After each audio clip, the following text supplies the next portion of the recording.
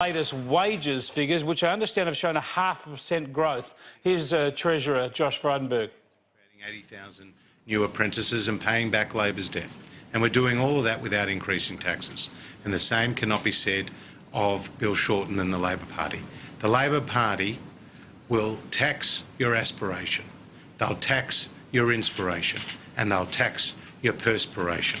That's what a man from Americaville said, and that actually puts it very, very clearly as to what Labor will do.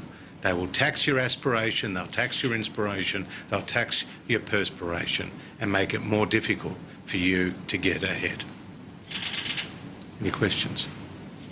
G'day, I'm Harper from SBS News. Turning to you and your electorate, how safe are you feeling with the Green seeming to be making inroads? Well, there's no seat that is safe across the country, and nobody should take their seat for granted or be complacent. Certainly I haven't here locally. I continue to work hard to win the support of the people of Kooyong, and they know that I'm delivering for our local community by being able to ensure funding for a women's shelter for disadvantaged women who have either been subject to domestic violence or who have had drug and alcohol abuse. I've been able to get support for my local community for a school for children with very severe autism. I've been able to ensure we've had important environmental projects right across the electorate, as well as supporting a range of not-for-profit community-based organisations. I continue to work hard for the people of Kooyong and continue to listen to them, and I have to say I've been buoyed by the positive response I've had in my own electorate. Just a follow-up question. Climate change has emerged as a key issue for some voters.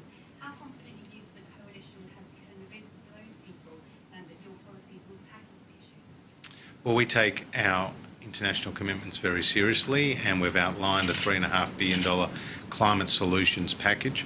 And what we are focusing on is Snowy 2.0, which is a major energy storage project which will be providing a big battery for the east coast of Australia. We're supporting energy efficiency programs and new standards on appliances. We're supporting solar panels on the rooftops of community organisations. We've got a land-based emissions reduction program through our Climate Solutions Fund and building on the success of the Emissions Reduction Fund.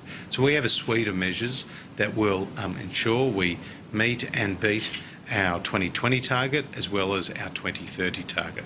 We've got practical solutions, but what we won't do is come up with reckless targets and not come clean with the Australian people, as Bill Shorten has failed to do, about the cost of his targets.